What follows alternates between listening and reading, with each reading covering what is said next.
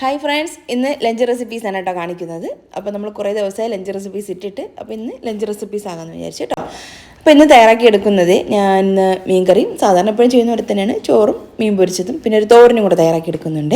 അപ്പോൾ എന്തൊക്കെയാണെന്നുള്ളത് പറഞ്ഞുതരാം. അപ്പോൾ എനിക്കിന്ന് ഇവിടെ കിട്ടിയിട്ടുള്ളത് പാരയും കൊഞ്ചുമാണ്. കൊഞ്ചിനെ എടുക്കുന്നില്ല, കൊഞ്ച് ക്ലീൻ ചെയ്ത് ഫ്രീസറിലോട്ട് മാറ്റിയിട്ടുണ്ട്. പാരമീനൊക്കെ ഒന്ന് ക്ലീൻ ചെയ്തൊന്ന് മാറ്റി വെച്ചിട്ടുണ്ട്. ഇനി നമുക്കിതിലേക്കുള്ള മാരിനേഷന് വേണ്ടിയിട്ട് അതിന് 1 ടീസ്പൂൺ മഞ്ഞൾപ്പൊടിയും ഒരു 2 ടേബിൾ സ്പൂൺ നിറച്ചും തന്നെ പെരിഞ്ജീരകപ്പൊടി, ഒരു 2-3 ടേബിൾ സ്പൂൺ കാശ്മീരി ചില്ലി പൗഡറാണ്. എല്ലാ കളറുണ്ട്, മുളകിന് അധികം എരിവില്ല കേട്ടോ. പിന്നെ അതുപോലെ തന്നെ ഇതിലേക്ക് ആവശ്യത്തിന് ഉപ്പും പിന്നെ കുറച്ച് വെള്ളവും എണ്ണയും ചേർക്കുന്നുണ്ട്. അപ്പോൾ ഞാൻ വെളിച്ചെണ്ണ ചേർത്തിട്ട് ഒന്ന് മിക്സ് ചെയ്തെടുക്കുന്നുണ്ട്. പിന്നെ നമുക്കിതിലേക്ക് വീണ്ടും തന്നെ കുറച്ച് 5-6 അല്ലി വെളുത്തുള്ളിയും 1 ടീസ്പൂണോളം കുരുമുളകും കുറച്ച് പെരിഞ്ജീരകവും കൂടെ ചേർത്തിട്ട് ഒന്ന് ചതച്ചെടുക്കുന്നുണ്ട് കേട്ടോ. ഇതെല്ലാം കൂടെ ഒരുമിച്ച് മിക്സിയുടെ ജാറിലേക്ക് മാറ്റി ഒന്ന് അരച്ചെടുത്താലും മതി. ഇങ്ങനെ ചതച്ച് ചേർക്കുമ്പോൾ അതിനൊരു വേറൊരു ടേസ്റ്റാണ് കേട്ടോ. അപ്പോൾ ഇത്രയും കൂടെ ചേർത്ത് ആവശ്യത്തിന് കുറച്ച് വെള്ളവും കൂടി ഒഴിച്ചിട്ട് നന്നായിട്ട് ഇതുപോലെ ഒന്ന് പേസ്റ്റ് ആക്കി എടുക്കാം. എന്നിട്ട് നമുക്കിതിലേക്ക് ക്ലീൻ ചെയ്ത് വെച്ചിട്ടുള്ള മീൻ കഷ്ണം ഒരു 10-20ഓളം പീസ് ഉണ്ടാവും കേട്ടോ മീൻ. അതെല്ലാം കൂടെ ചേർത്ത് കൊടുത്തിട്ട് ഒരു നന്നായിട്ട് മസാല ഒന്ന് പുരട്ടിന്ന് മാറ്റി വയ്ക്കാം. അപ്പോൾ നമ്മൾ ഇന്നത്തേക്ക് ആവശ്യത്തിനുള്ളത് എടുത്ത് വെച്ചിട്ട് ബാക്കിയുള്ളതിനെ ഫ്രീസറിൽ ഓരോ ബോക്സിലാക്കിയിട്ട് വെക്കാനായിട്ട് ചെയ്യുന്നത്. നമ്മൾ എടുക്കുന്നത് എത്രയാണോ അതിനനുസരിച്ചിട്ട് ഓരോ ബോക്സിലാക്കിയിട്ട് ഫ്രീസറിൽ വെക്കും. ഇപ്പോൾ രാവിലെ ലഞ്ച് കൊടുത്തു വിടുന്നുണ്ടെങ്കിൽ മക്കൾക്ക് സ്കൂളിൽ ഇപ്പോൾ തലേദിവസം രാത്രി തന്നെ എടുത്ത് ഫ്രീസറിനടുത്ത് താഴോട്ട് ഫ്രിഡ്ജിൽ വെക്കും. രാവിലെ ആകുമ്പോൾ ഐസൊക്കെ ഒന്ന് മാറിയിരിക്കും കേട്ടോ. അപ്പോൾ ഞാൻ മാരിനേഷൻ ചെയ്ത് മാറ്റി വെച്ചിട്ടുണ്ട്. നമുക്ക് ഒരു കറിക്ക് വേണ്ടിയിട്ട് ഞാൻ അതൊരു മൺചട്ടി അടുപ്പത്തോട്ട് വെച്ചിട്ടേ, എപ്പോഴും ഈ മൺചട്ടിയൊക്കെ ചൂടാക്കുന്ന സമയത്ത് ഫ്ലെയിം കുറച്ച് വെച്ചിട്ട് വേണം നന്നായിട്ട് ചൂടാക്കി എടുക്കാനായിട്ട്. അപ്പോൾ ചൂടാ വന്നതിലേക്ക് ഞാൻ ഒരു 3 ടേബിൾ സ്പൂൺ വെളിച്ചെണ്ണയും 1/2 ടീസ്പൂൺ ഉലുവ ചേർത്ത് കൊടുക്കുന്നുണ്ട്. ഉലുവ നന്നായിട്ട് തന്നെ ഒന്ന് മൂത്ത് വരണം. എന്നിട്ട് നമുക്കിതിലേക്ക് ഒരു 15-20 വരെയൊക്കെ ആകാം ചെറിയ ഉള്ളിയും പിന്നെ ഒരു 5-6 അല്ലി വെളുത്തുള്ളിയും ചെറിയൊരു കഷ്ണം ഇഞ്ചി ഇത്രയും കൂടെ ചേർത്തിട്ടൊന്ന് ചതച്ചെടുത്തിട്ടുള്ള കൂട്ടാണേ. അതും കൂടെ ചേർത്ത് നന്നായിട്ട് തന്നെ ഒന്ന് വഴിച്ചെടുക്കണം. അതായത് ആ ഒരു ഉള്ളിക്കൊന്ന് ബ്രൗൺ ആയിട്ട് വരണം. അതിനുശേഷം നമുക്കതിലേക്ക് അരിഞ്ഞു വെച്ചിട്ടുള്ള ഒരു തക്കാളി, വലിപ്പമുള്ള തക്കാളി ആണെന്നുണ്ടെങ്കിൽ 1 മതിയാകും. ചെറുതൊക്കെ ആണെന്നുണ്ടെങ്കിൽ 2 വരെയൊക്കെ ആകാം. പിന്നെ 1-2 തണ്ട് കറിവേപ്പിലേക്ക് ചേർത്ത് കൊടുക്കുന്നുണ്ട്. പിന്നെ നമുക്ക് ഈ ഒരു മസാല ഒന്ന് അരച്ചൊന്നെടുക്കണം.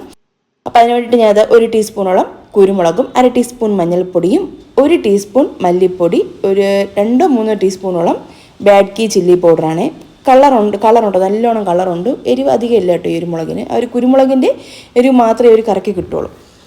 പിന്നെ നിങ്ങൾക്ക് വേണമെങ്കിൽ കുറച്ച് എരിവുള്ള മുളക് പൊടി വേണമെങ്കിലും കൂടെ ചേർക്കാൻ കേട്ടോ. എന്നിട്ട് കുറച്ച് വെള്ളം ഒഴിച്ചിട്ട് ഇതുപോലെ ഒന്ന് അരച്ചൊന്നെടുക്കണം. അരച്ചെടുത്ത് ആ ഒരു മസാല ചേർത്ത് നല്ല രീതിയിൽ എണ്ണയിലിട്ടൊന്ന് വഴിച്ചെടുക്കണം.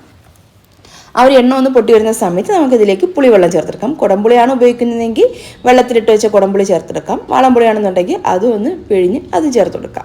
അപ്പോൾ ഒരു ചെറിയൊരു നെല്ലിക്ക വലുപ്പത്തിന് പുളിയാണ് എടുത്തിട്ടുള്ളത്. മീനിപ്പോൾ അധികം എടുക്കുന്നില്ല, മീനിൻ്റെ തല വെച്ചിട്ടാണ് ഞാൻ കറി ഉണ്ടാക്കിയെടുക്കുന്നത്.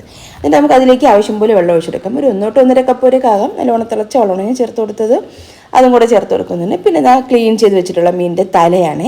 ഇപ്പോൾ 3 മീനുണ്ട്, അത്യാവശ്യം ഒരു മീഡിയം സൈസിലുള്ള മീനാണ്, ഭയങ്കര വലുതൊന്നുമില്ല കേട്ടോ. അപ്പോൾ ഒരു 3 തലയും പിന്നെ ആ മീനിൻ്റെ തന്നെ വാലും എടുക്കുന്നുണ്ട്. പിന്നെ ഒരു 4-5 കഷ്ണവും കൂടെ ചേർത്ത് കൊടുക്കുന്നുണ്ട് എക്സ്ട്രാ.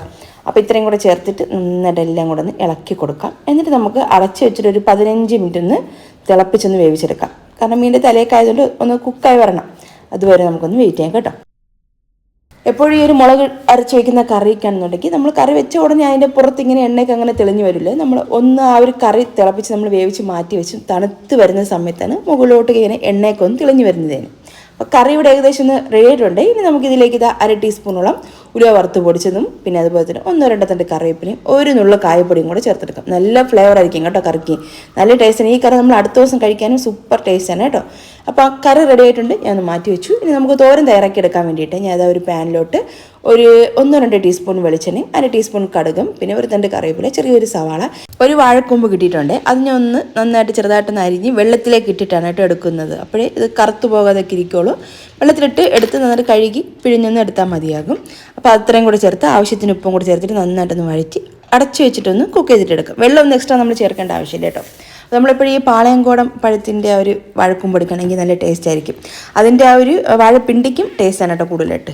അപ്പോൾ അതൊന്ന് അടച്ചൊന്ന് വെച്ചിട്ടുണ്ട്. ഇതിനിടയ്ക്ക് ഞാൻ ഫിഷ് ഒന്ന് ഫ്രൈ ആക്കാനായിട്ടൊന്ന് വെച്ചിട്ടുണ്ട്. മേലിലോട്ട് വെളിച്ചെണ്ണ ഒഴിച്ചു മീനിട്ടിട്ടൊന്ന് ഫ്രൈ ആക്കുന്നുണ്ട്. അപ്പോൾ അത് ആ ഒരു വാഴക്കൂമ്പൊക്കെ ഒന്ന് ഏകദേശം ഒന്ന് റെഡി വന്നിട്ടുണ്ട്. ഇനി ഇതിലേക്കുള്ള അരപ്പിന് വേണ്ടിയിട്ട് ഒരു 1/4 കപ്പോളം തേങ്ങ ചിരക്കി ഇതിലോട്ട് മഞ്ഞൾപ്പൊടിയും ജീരകവും വെളുത്തുള്ളിയും ചെറിയുള്ളിയും കൂടെ ചേർത്തെടുക്കുന്നുണ്ട്. പിന്നെ കാന്താരിമുളക് ഉണ്ടെങ്കിൽ ബെസ്റ്റാണ് കേട്ടോ. അപ്പോൾ അതും കൂടെ ചേർത്തിട്ട് ഒന്ന് ചതച്ച് ആ ഒരു കൂട്ടും കൂടെ ചേർത്തെടുക്കാം. പിന്നെ 1 കപ്പോളം പയർ പയർ വേവിച്ചതാണ്, അതും കൂടെ ഉപ്പിട്ട് പുഴുങ്ങി തന്നെയാണ്, അതും കൂടെ ചേർത്തിട്ട് അടച്ചു വെച്ചൊന്ന് ഒരു മീഡിയം ഫ്ലെയിം ആക്കിയിട്ടൊന്ന് കുക്ക് ചെയ്തെടുക്കുന്നുണ്ട് കേട്ടോ. അപ്പോൾ ഇതിനിടയ്ക്ക് മീനൊന്ന് ഫ്രൈ ആയി വന്നിട്ടുണ്ട്, ഞാൻ തിരിച്ച് വെച്ചെടുക്കുന്നത്. അപ്പോൾ രണ്ട് സൈഡും ഒരുപോലെ തന്നെ ഒന്ന് ഫ്രൈ ആക്കിയിട്ട് എടുക്കാം.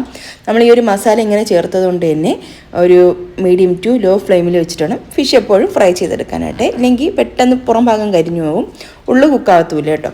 അതുപോലെ തന്നെ ആ ഒരു തോരനും ഇവിടെ ഒന്ന് ആയി വരുന്നുണ്ട്. എന്നിട്ട് നമുക്ക് എല്ലാം കൂടെ ഒന്ന് ഇളക്കി ഒഴിപ്പിച്ചിട്ടൊന്ന് മാറ്റി വയ്ക്കാം. അപ്പോൾ ഫിഷ് ഒന്ന് ഫ്രൈ ആയിട്ടുണ്ട് കേട്ടോ, ഇനി അത് എണ്ണയിൽ നിന്ന് മാറ്റുന്നുണ്ട്. അപ്പോൾ ഫിഷ് ഫ്രൈ ഇവിടെ റെഡി ആയിട്ടുണ്ട്. അപ്പോൾ ഞാൻ അടുത്ത ബാച്ചും ഇതുപോലെ തന്നെ ആയിട്ടൊന്ന് ഫ്രൈ ആക്കി എടുക്കുന്നുണ്ട് കേട്ടോ. അപ്പോൾ നമ്മുടെ ചോറും കറിയൊക്കെ എല്ലാം സെറ്റായിട്ടുണ്ട്, നമുക്ക് സെർവ് ചെയ്യാം. അപ്പോൾ അതിന് വേണ്ടിയിട്ട് ഞാൻ അതവിടെ ഒരു വാഴയിലേക്ക് വെച്ചിട്ട് എടുക്കുന്നുണ്ട് കേട്ടോ, റീൽസിന് വേണ്ടിയിട്ട് എടുക്കുന്നതാണ്.